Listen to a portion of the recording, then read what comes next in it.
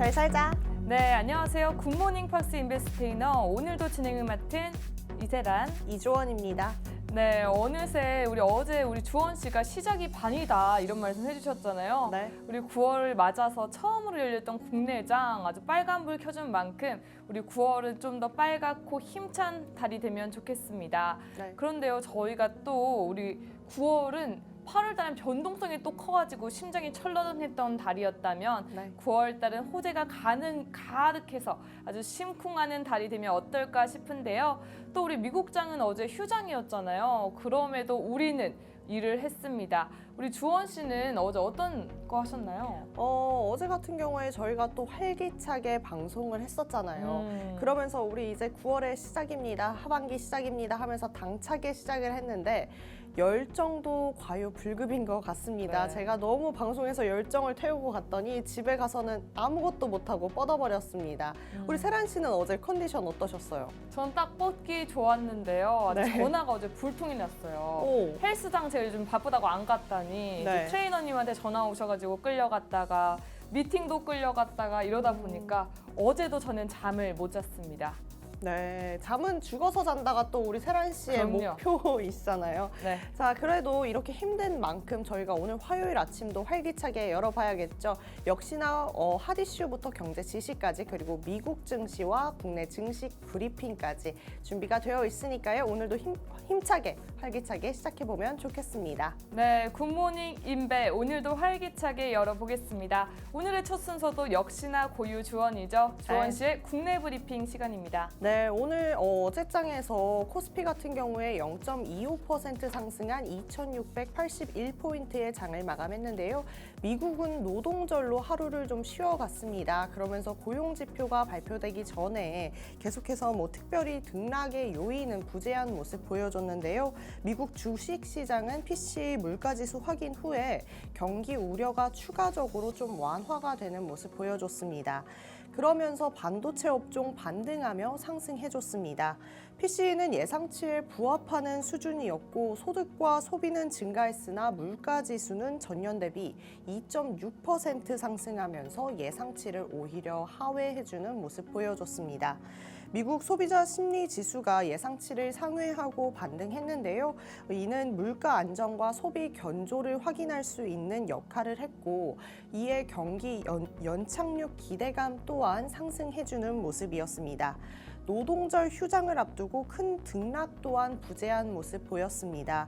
코스피는 2차 전지 밸류체인과 금융, 철강 등은 좀 상승을 해줬고 금리 반등의 헬스케어 차익 실현 나오는 모습이었습니다. 더불어 수출주 또한 계속해서 약세를 보였습니다.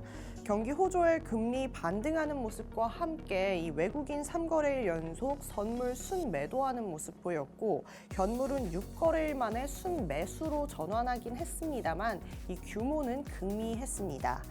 8월 한국 수출이 579억 달러로 전년 대비 11.4% 증가했음에도 불구하고 50% 이상 성장한 반도체 성장률 둔화한 것으로 보여집니다. 기저 효과로 인한 이 수출 피크아웃 전망이 되고요. 달러 반등에도 자동차, 반도체, 조선, 방산 등 수출주 일제히 약세 보였습니다. 전장에서 특징 업종은 당연히 2차 전지 밸류체인이겠습니다. 빠져도 너무 빠졌다라는 인식이 영향을 미친 것으로 보여집니다. 10월 10일 위너브라더스 스튜디오에서 테슬라 로보택시 이 이벤트 개최가 또 예정되어 있죠. 이에 기대감은 계속해서 유지될 것으로 보여집니다. 화장품 같은 경우에는요, 미국향 수출 호조에도 불구하고 중국발 이 피크아웃 우려에 견고한 미국 경기를 확인한 후에 저가 매수세가 유입되는 것을 좀 기대해보는 게 좋지 않을까 싶습니다. 금융주 같은 경우에는 드디어 밸류체인 지수 출시 달을 맞아서 수급 유입이 좀 기대가 될 것 같습니다. 금융주를 필두로 밸류업 공시 지속될 것으로 보여집니다. 코스닥은 0.2% 상승한 769포인트의 장을 마감해줬죠. 제약바이오 반도체 차익 실현의 약세였던 반면에 2차 전지는 가격 매력도의 강세를 오히려 보여줬습니다. 2차 전지 업종 외국인 수급 유입되면서 속등하는 모습이었는데요. 에코프로비엠, 에코프로가 각각 코스닥 시총 1위와 3위를 각각 다시 탈환하는 모습 보여줬습니다. 끝으로 원달러 환율은 7월 PC 시장 예상치 부합에 보합권 등락 지속하면서 3.1원 상승했고 아시아 증시 또한 혼조를 보였습니다. 여기까지 국내 증시 좀 알아봤고요. 간밤에 미국 증시 휴장이었는데 좀 어땠나요? 네, 맞습니다. 휴장을 했는데요. 제가 8월의 마지막 장을 어제 소개해드렸죠. 다우존스 사상 최고가를 경신했고요. 나스닥과 S&P 500 지수, 엔비디아의 반등에 1% 넘게 반등하는 모습 보여줬습니다. 이러한 금요일의 이런 분위기가 월요일까지 이어지지 않을까 기대하셨을 수 있지만 우리 말씀드렸듯이 우리 미국은 미국절 노동절로 휴장했습니다. 그렇기 때문에 오늘은 시장의 흐름을 알려드리기보다는 9월의 장시장을 앞두고 꼭 주목해 보셔야 할 주요 일정들 소개해드리고자 합니다. 그 전에 우리 미국 노동절에 대해 살짝 소개해드릴까 하는데요. 과거 19세기 후반 미국은 눈부신 경제 성장을 했습니다. 이런 경제 성장 뒤에는 노동자들의 많은 고생과 노력이 있었는데요. 당시 노동자들의 근무 시간은 기본 12시간에서 길게는 16시간씩 그리고 주 6일 근무가 대부분이었다고 합니다. 그럼에도 임금은 낮고 아직 제대로 된 안전 시스템이 없어서 안전사고가 빈번했다고 하는데요. 더 이상은 안 되겠다 생각한 노동자들 권리를 주장했습니다. 1882년 9월 5일 수천 명의 노동자들은 자신의 권리를 찾고자 뉴욕에서 미국 최초 노동절 퍼레이드가 열렸다고 합니다. 이 사건 이후 이 노동운동은 미국 전역으로 퍼져나갔고요. 이에 정부에서는 노동자들의 분노를 잠재우고자 9월 첫 번째 월요일을 노동절로 정하여 휴장일로 지정했다고 합니다. 우리나라는 촛불 시위를 했는데 미국에서는 퍼레이드를 하다니 정말 다르긴 다른 나라구나 싶기도 하면서요. 이렇게 평화적인 방법으로 권리를 찾았다는 것에 정말 뜻깊지 않나 싶습니다. 네, 이렇게 해서 미국 공휴일로 쉬어갔던 노동절 살펴봤는데요. 얼마 남지 않은 2024년 또 언제 뉴욕시장 쉬어갈까요? 11월 18일 추수감사절 그리고 12월 25일 크리스마스 두 날 모두 휴장일이 남았고요. 조기 폐장일도 남았으니 확인해 주시면 좋겠습니다. 이로써 오늘부터 9월 미국 뉴욕장이 문을 열게 됩니다. 이달은 미국 연준의 기준 금리 인하가 유력한 미 FOMC 정례회의가 열리는 만큼 정말 투자자들의 관심이 더욱 뜨거울 시장이 아닐까 싶은데요. 애초 경기 침체 우려에 금리를 0.5%포인트 인하할 것이라는 전망도 나왔지만 경제 연착륙 기대감이 다시 한번 커지면서 0.25%포인트 인하할 것이란 가능성도 힘이 실리고 있습니다.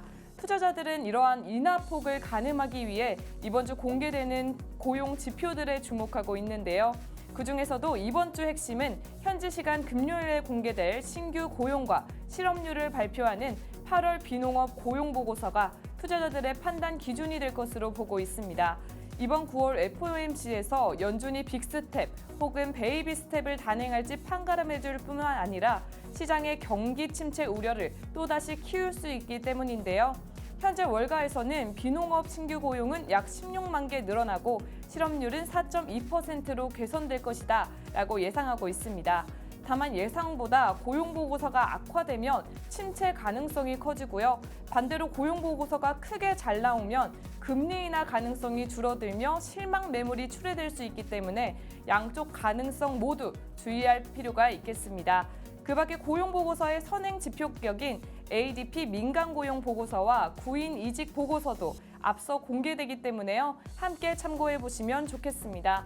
또한 한국 시간 10일 오전 2시 애플의 아이폰 16 공개에 이어 10일 밤에는 미국 대선 후보 TV 토론까지 예정되어 있으니까요.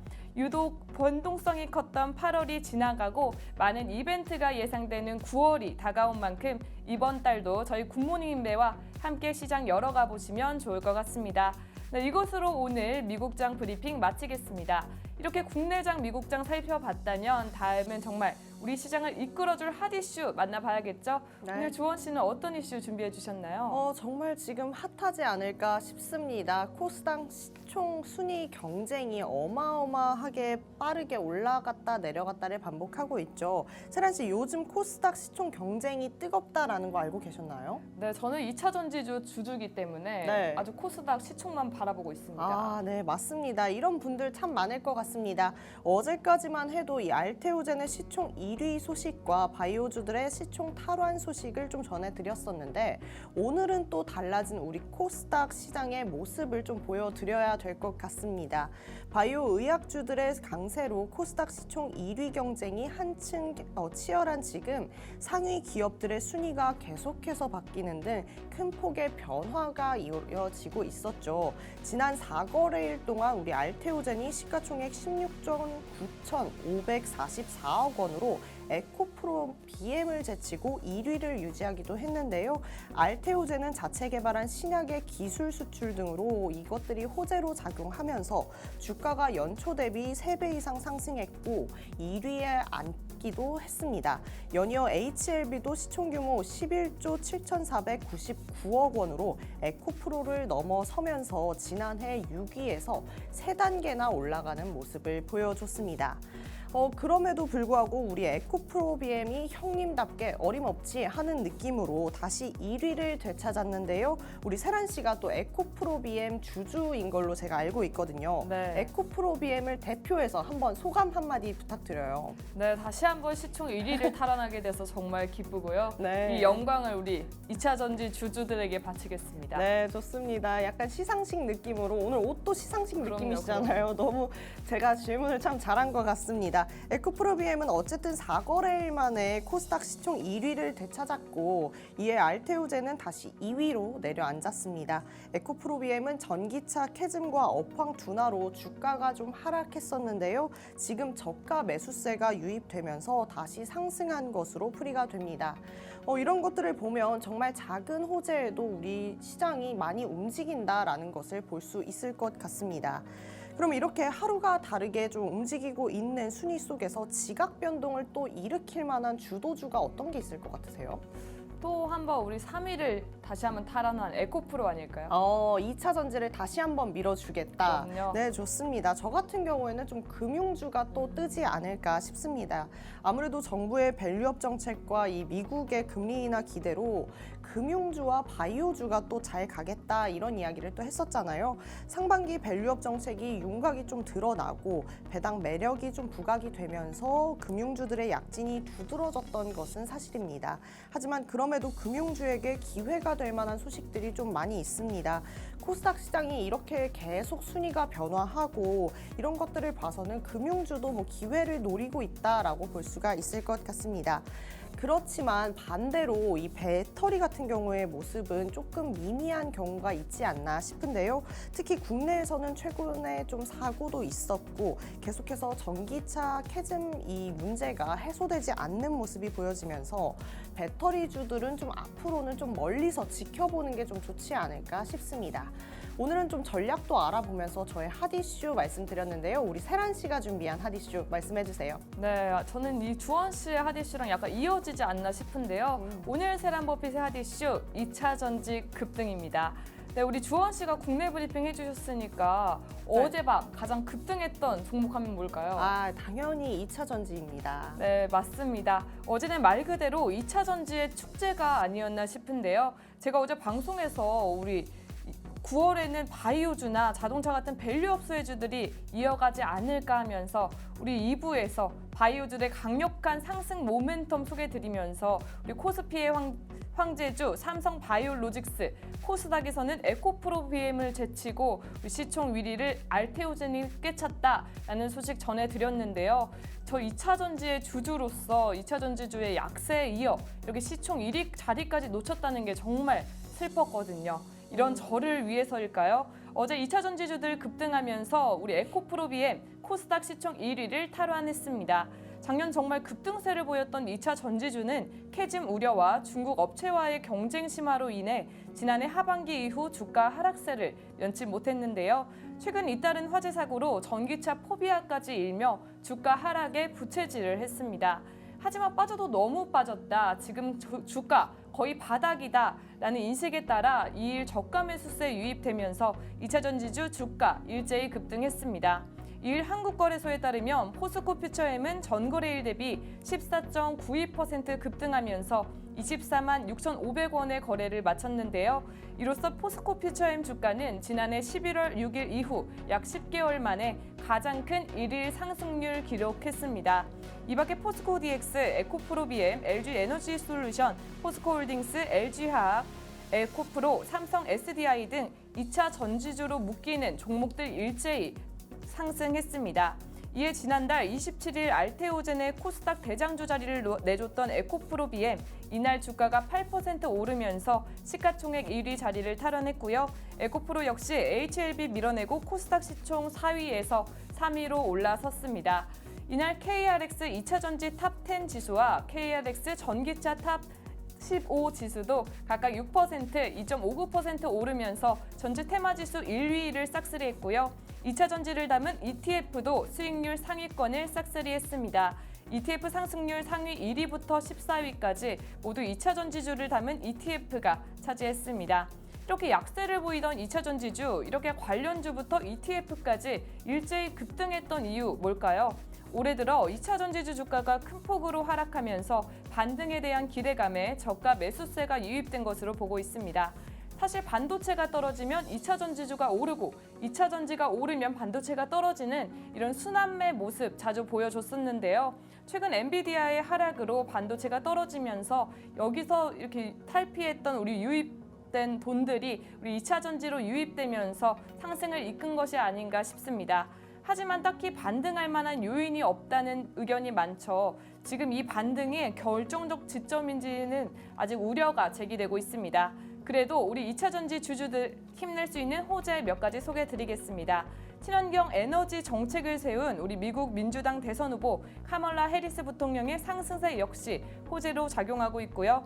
전기차 화재 대책의 일환으로 배터리 정보 공개가 권고되면서 국내 배터리 업체가 중국 업체에 비해 수혜를 보지 않을까 하는 기대감도 들고 있습니다.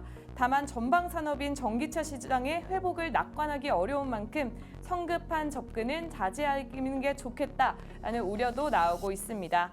정말 다양한 2차 전지 주주로서 우리 어제 국내장은 살짝 설렜던 시장이 아닌가 싶은데요. 하지만 지금이 진정한 반등의 시점인지는 확실하지 않기 때문에 보다 신중하게 정보들 보시면서 투자에 활용해 보시길 바랍니다. 더 자세한 내용은 잠시 후 세란버핏의 돋보기 퀴즈에서 만나보시고요. 다음은 우리 생활 속에서 적용할 수 있는 경제 이야기 시간입니다. 오늘은 네. 어떤 시간 준비해 주셨나요? 네, 오늘 생활 속의 경제 이야기 시간에서는 역시나 경제 이슈에 대해서 좀 알아보려고 하는데요.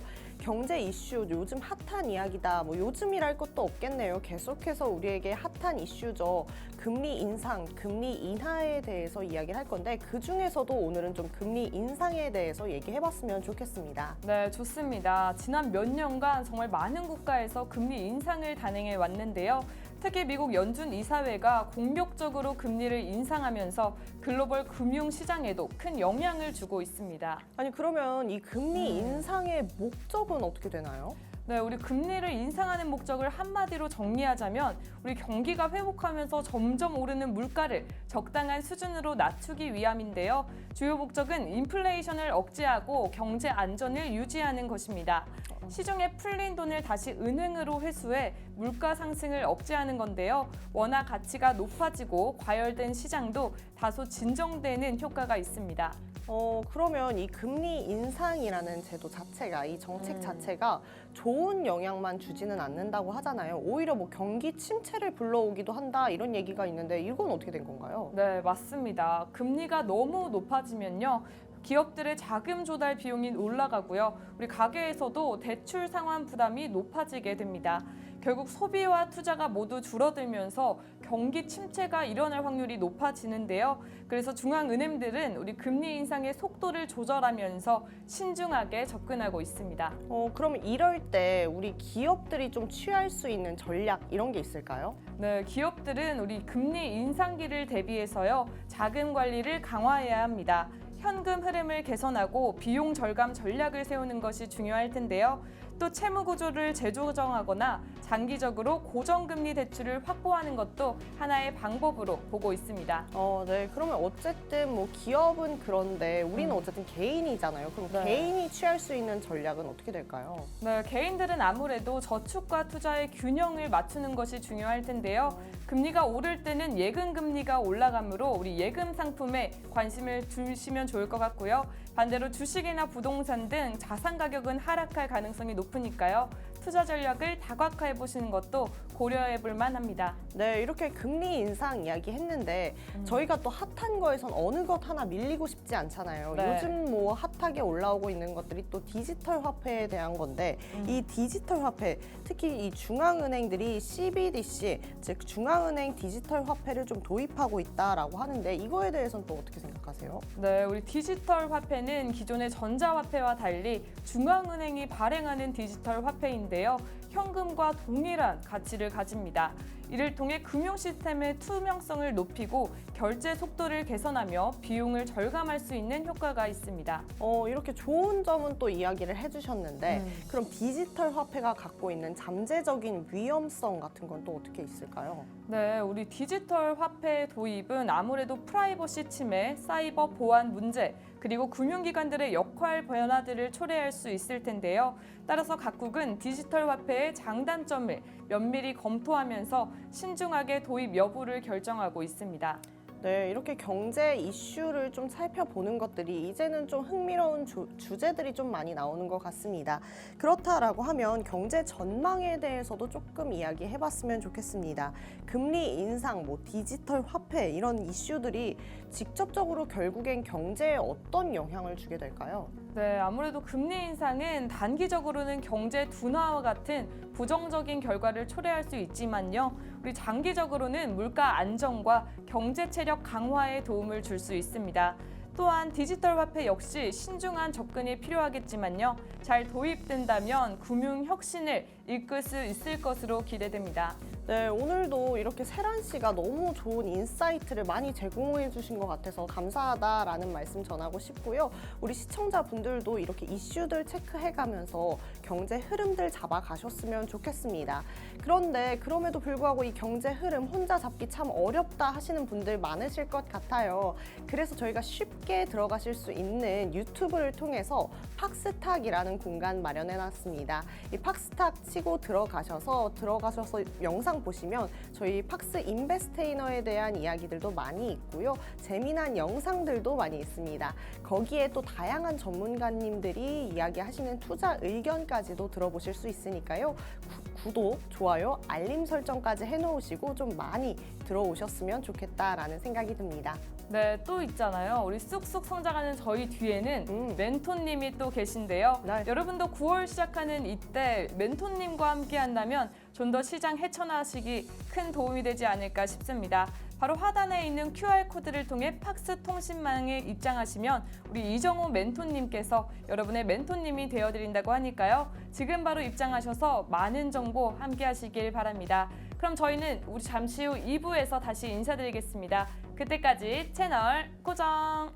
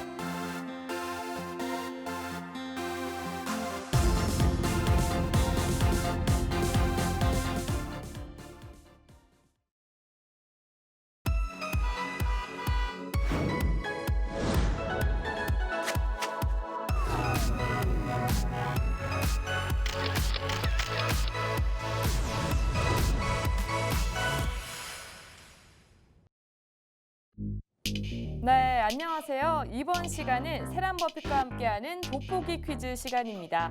정말 따끈따끈한 핫이슈를 정말 쉽고 재미있게 딱 정리해서 전달드리는 시간이죠. 오늘 돋보기 퀴즈에서는요.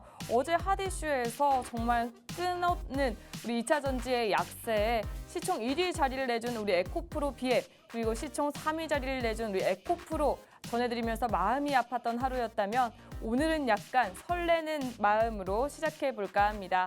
오늘 세란버핏의 핫이슈에서는요. 2차 전지들이 끝없는 질주를 달렸던 작년 상황에서부터요. 최근 약세를 보였던 이유와 어제 급등했던 이유, 그리고 우리 2차 전지 주주들이 환호할 만한 호재까지 함께 살펴보도록 하겠습니다. 우리 본격적으로 시작하기 전에 우리 지원 씨에게 질문 하나 드리면서 시작해볼까 하는데요. 우리 주원 씨, 코스피, 코스닥 시장 중에 어느 시장이 거래 대금이 좀 더 클까요? 아무래도 코스피의 규모가 크다 보니까 코스피의 거래 규모가 크지 않을까요? 네, 맞습니다. 우리 코스피 거래 대금이 큰 이유는 잠시 후에 소개드리면서 우리 뉴욕 지수 3대 지수가 있잖아요. 네. 3대 지수에는 각각 다른 상장 기업들이 상장하고 있습니다. 우리 다우존스는 우량주 중심, 나스닥은 기술주 중심, S&P 500은 대형주 중심인 거 다들 아셨을 텐데요. 그렇다면 우리 코스피와 코스닥에는 어떤 상장 기업들이 상장해 있을까요? 우리 코스피는 한국의 제1 주식 시장으로, 코스닥은 우리 나스닥을 모티브로 한 한국의 제2 주식 시장으로 불리고 있습니다. 코스피는 자기 자본 300억 이상의 영업 활동이 3년 이상이라는 기본 조건에 우리 1,000억 이상의 매출, 3년 평균 700억 이상이라는 매출 조건을 충족해야만 상장할 수 있는데요. 그렇기 때문에 대기업 혹은 정말 매출 규모가 큰 중견기업 주식들이 상장해 있습니다. 이와 반면에 우리 코스닥은요. 자기 자본 30억 이상, 시가총액 90억 이상 등으로 코스피에 비해 훨씬 적은, 좀 더 낮은 조건이 필요하기에 상대적으로 성장 가능성이 높은 중소기업들이 상장하고 있습니다. 이런 차이가 있기 때문에요. 코스피 시장이 좀 더 거래 대금도 크고요. 우리 거래 규모도 클 뿐만 아니라 가격 변동성이 낮아서 우리는 약간 안정적인 시장이다, 이렇게 표현할 수 있고요. 코스닥 시장은 반면에 성장 가능성이 높은 성장주들이 상장해 있기 때문에 좀 더 변동성이나 위험성이 높은 시장이다라고 평가받고 있습니다. 이러한 성격들 때문에 우리 코스피, 우리 기관들이나 외국인들이 선호하는 시장이고요. 우리 코스닥은 개인 투자자들이 선호하는 시장이다라고 보시면 되겠습니다. 이런 상황에서 코스닥, 코스피 거래 대금 차이 한번 살펴보자면요. 우리 2일 기준으로 유가증권 시장이 8조 5,503억 원, 코스닥 시장 7조 492억 원으로 우리 코스닥이 훨씬 더 적은 거래 대금을 보유하고 있습니다. 아니, 갑자기 2차 전지 얘기를 하다가 왜 코스피, 코스닥 얘기를 하는지 궁금하시죠? 이 2차 전지주로 인해 작년 정말 사상 최초의 일이 일어났습니다. 작년 상반기 코스닥 시장에 상장된 2차 전지 관련 테마주에 정말 자금들이 막대하게 유입이 되면서 사상 처음으로 코스닥 시장 일평균 거래 대금이 우리 코스피 시장을 넘어선 것인데요. 작년 1월에서 9월 15일까지 일평균 거래 대금이 코스닥 10조 8,160억 원, 코스피는 10조 320억 원으로 집계된 것입니다. 우리 지수 등락률로도 코스피는 약 16%에 오른 데 반면 코스닥은 약 32% 오르면서 정말 큰 차이의 성장률 보여줬는데요. 이렇게 코스닥이 코스피를 앞선 것은 1996년 코스닥 시장이 출범한 지 27년 만에 사상 처음으로 있던 일이라고 합니다. 이렇게 코스피가 아닌 코스닥 화랑으로 이어진 것은 개인 투자자를 중심으로 한 이른바 에코프로 형제에 정말 막대한 투자가 이루어졌기 때문입니다.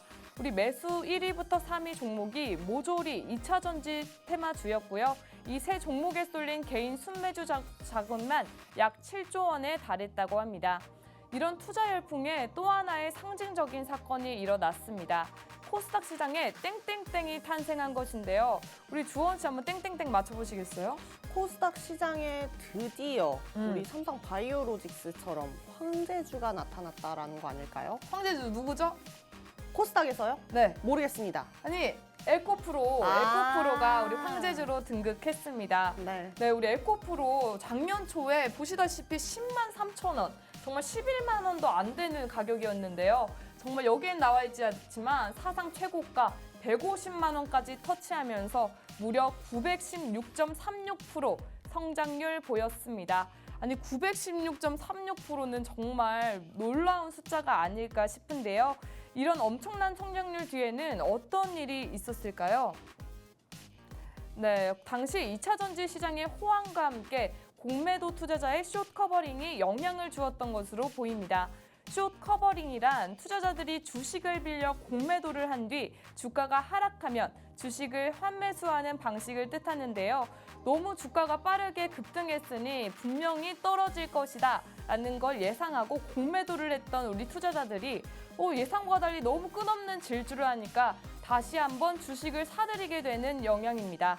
그렇기 때문에 이렇게 개인 투자자들의 투자에 힘입어 또한 이런 공매도 투자자들까지 매수에 나서면서 우리 2차 전지주들 더욱 끝없는 질주를 펼치게 된 것으로 보입니다.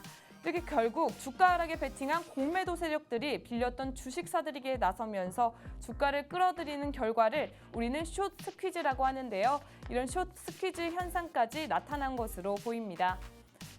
네, 정말 이렇게 끝없는 질주에 이런 말이 나왔다고 합니다. 주가 이해하길 포기했다. 왜냐하면 기업들은 끝없이 이거 너무 고평가됐다, 팔아야 된다라고 했지만 우리 개인 투자자들 팔 생각이 없었거든요. 끝없이 사니까 끝없이 오르면서 이해하길 포기하는 상황까지 발생했습니다.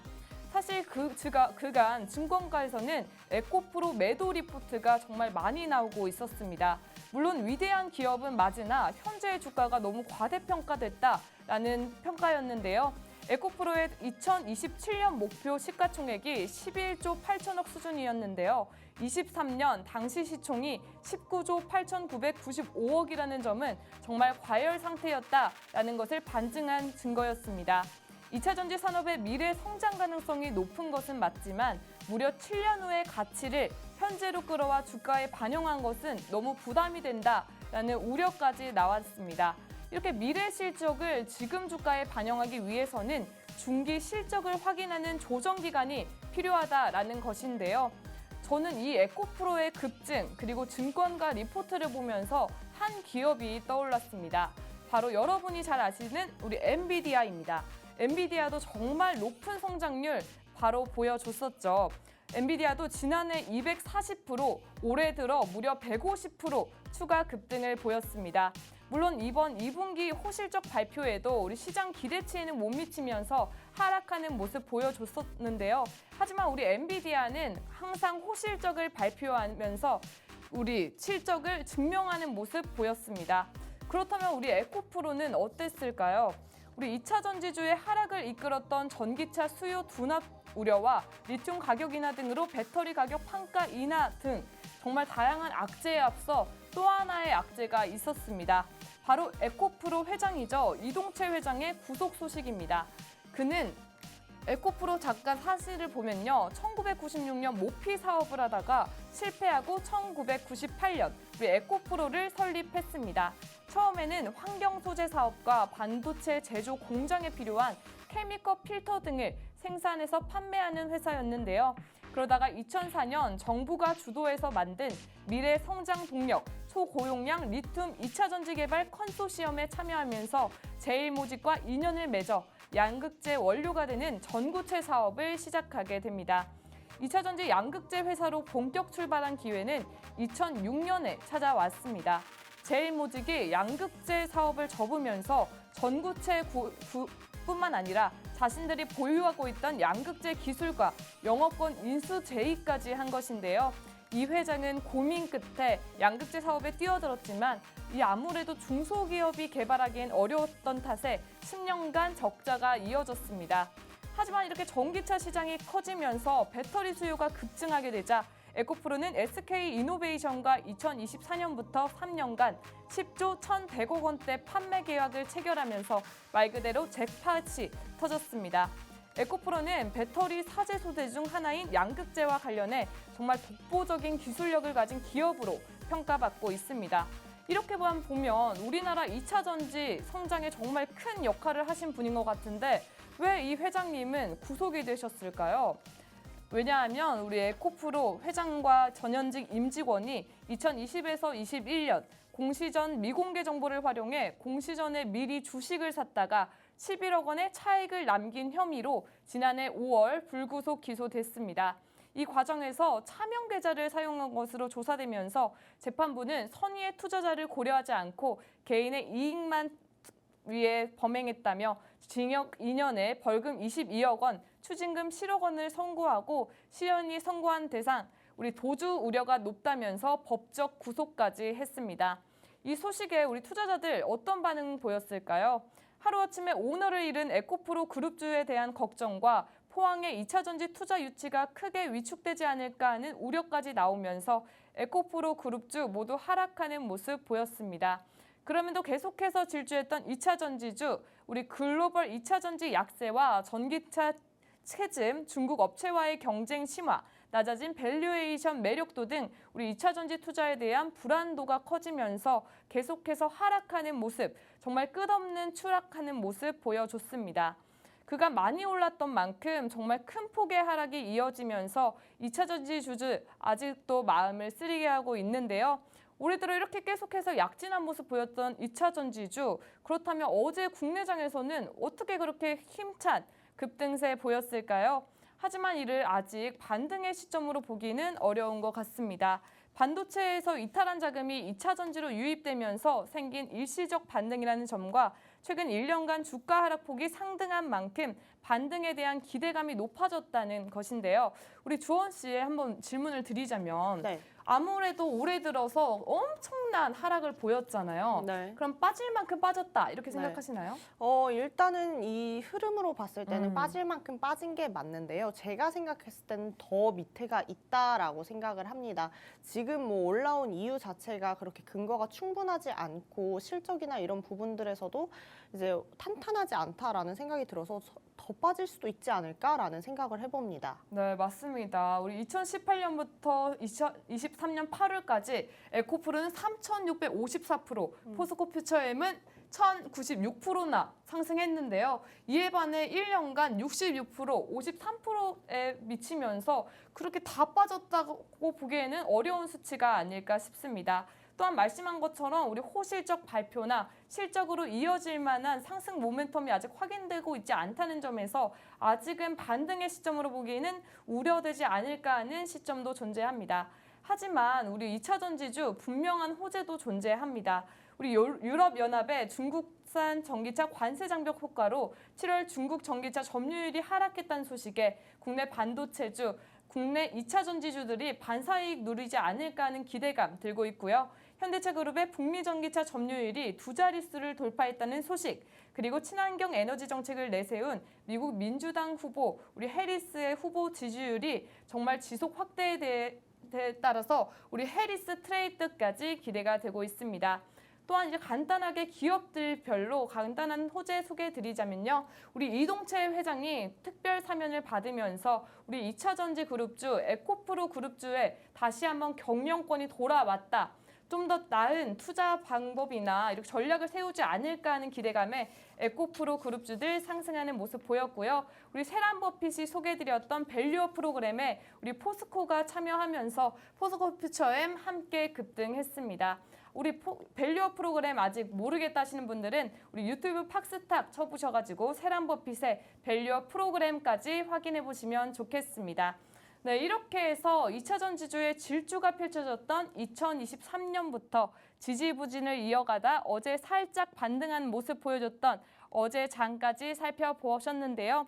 하루빨리 이런 기술적 반등이 아닌 정말 호실적과 다양한 수주 계획으로 정말 좋은 실적으로 빨리 반등하는 모습 보여주길 기대해 보겠습니다. 이렇게 해서 오늘의 세란 버핏의 돋보기 퀴즈 시간은 마쳐보도록 하겠습니다. 바로 이어서 우리 주원 씨의 퀴즈 시간 준비되어 있으니까요. 그때까지 채널 고정해 주시기 바랍니다.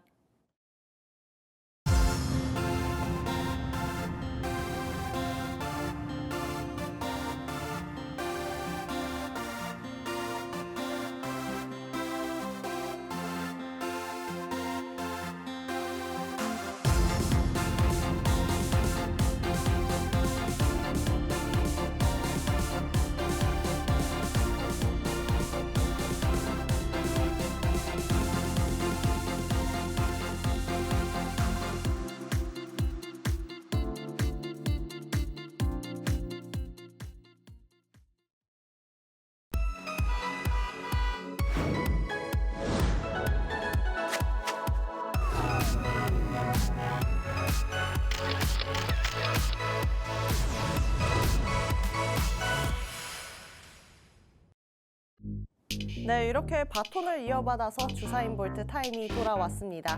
오늘은 또 어떤 특별한 이야기와 퀴즈가 준비되어 있을지 함께 기대해 보시면서 출발해 보셔도 좋겠습니다. 오늘은 계속해서 좋은 소식 보내주고 있는 우리 LG에 대해서 이야기해 볼까 하는데요. 우리 LG 계속해서 좋은 소식 전해주고 있다라는 거 어제 방송에서도 말씀드렸죠.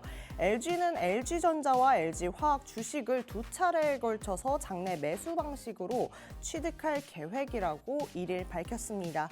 장내 매수는 오는 11월 1일부터 시작될 예정인데요.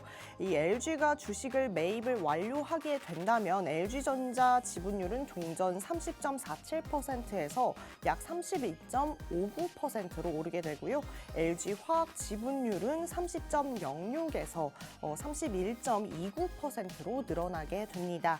이번 지분 확대에 대해서 LG는 안정적인 경영권 유지와 수익 구조 제고를 위한 것이다라고 설명을 했습니다.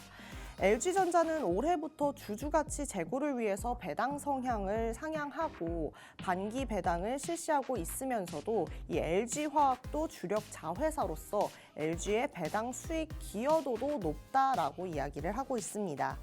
LG는 최근에 이 라스베거스에서 열린 CES 가전전시회에서 LG가 컨셉카를 공개하기도 했습니다.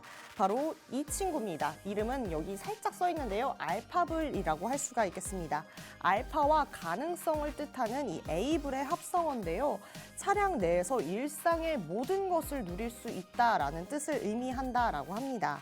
LG가 생각하는 미래의 자동차는 뭐 이런 거예요. 이런 의미를 포함하고 있다라고 볼 수가 있겠죠.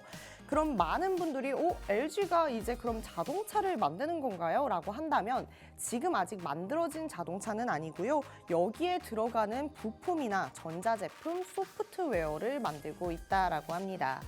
특히 요즘에는 이 자율주행 레벨 3가 좀 상용화가 되면서 운전대에서 손을 뗄 수 있는 시간이 굉장히 길어지고 앞으로는 더욱더 길어지게 되겠죠.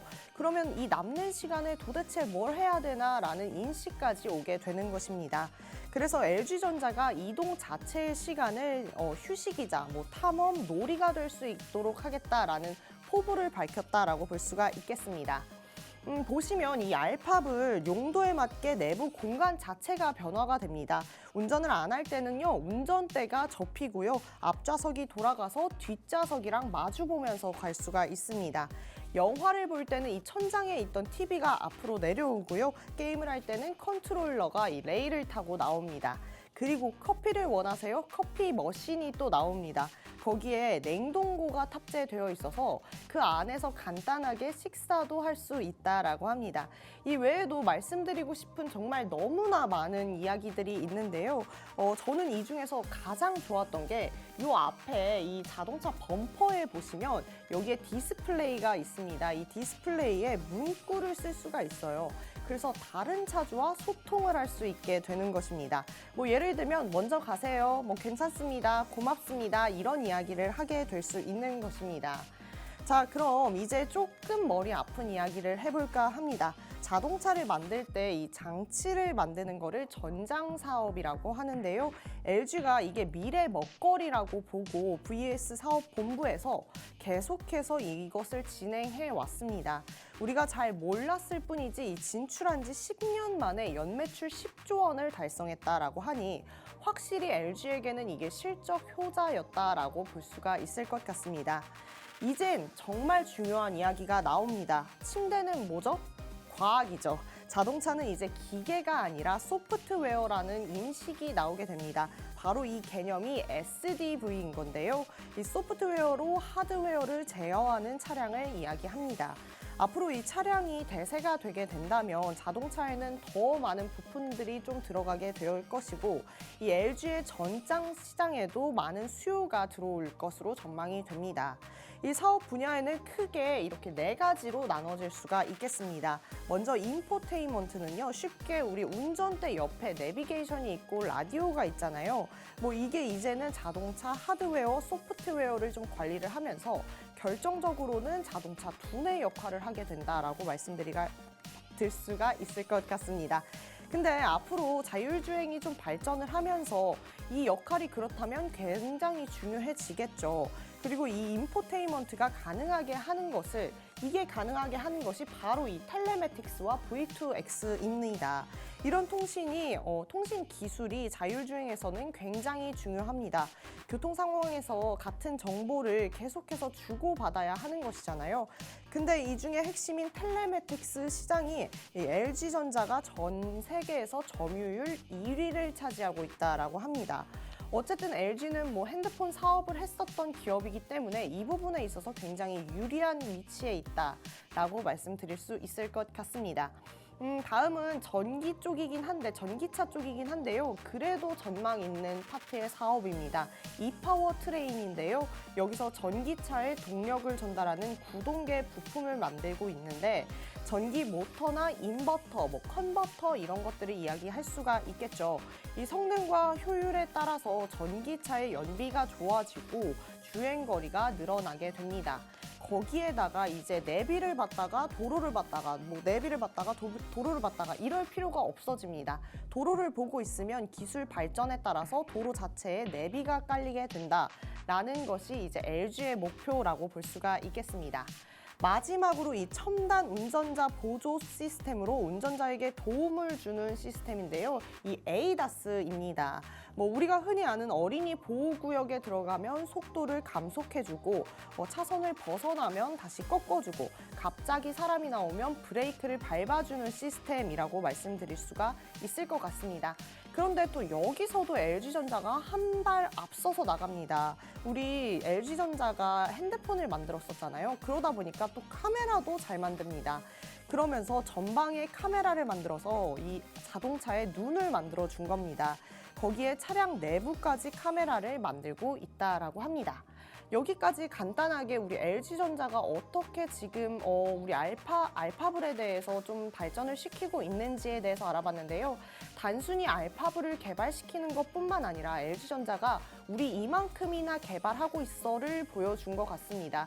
이것들을 해외 기업에서도 인정을 하고 상을 많이 주고 있다라고 하는데요. LG가 당장에 어떠한 실적을 내지 못하더라도 실현 가능한 것들을 보여주면서 우리 기기가 우리 제품이 이 정도야를 보여줬고 그것을 외국에서 인정했다라는 것 자체가 신빙성이 있는 사실이 아닌가 싶습니다.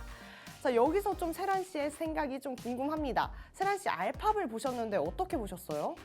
무슨 차에서 이렇게 뭐든 먹기도 하고 커피도 마시고 내비도 이제 딱 깔린다고 하니까 네. 영화 속에서 보던 것이 이제 현실로 일어나구나 기대도 되면서요. 네. 요즘 또 막 전기차 급발진 이런 문제도 많잖아요. 네, 맞죠. 저는 이런 새로운 기술도 좋지만 좀 더 안전에 지금 있던 거에 안전을 좀 더 강화한 기술이 또 있으면 좋지 않을까 이런 생각도 들었습니다. 네, 맞습니다. 어쨌든 전기차든 자동차든 우리 주식시장이든 안전한 게 가장 중요할 것 같습니다. 이렇게 새로운 개념들을 아시는 것도 좋고 새로운 이슈들을 체크하시는 것도 좋지만 어쨌든 지금 우리 시장이 어떠한 상황에 있다라는 것을 아시는 것이 정말 중요할 것 같습니다. 24년 상반기까지는 인플레이션을 고민하던 시기였기 때문에 매출 성장 여부가 우리 주도주를 좀 결정하는 경우가 있었어요. 그런데 지금 성장 둔화를 방어하기 위해서 우리 패드가 좀 금리 인하를 이야기하고 있고 금리 인하를 할 가능성까지도 높아지고 있기 때문에 수익성 지표가 주도주를 결정할 수 있는 중요한 지표가 될 수 있겠다. 이렇게 말씀드릴 수 있을 것 같습니다. 거기에 PC가 좀 잘 나오면서 긍정적인 흐름에 있어서 금리 인하가 나올 수 있기 때문에 이 부분은 계속 우리 인베스테이너와 함께 확인해 보시면서 나아가시면 좋겠습니다.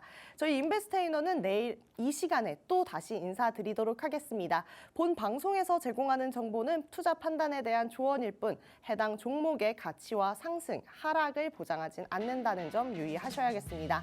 시청해주신 분들 모두 감사합니다. 내일 뵙겠습니다.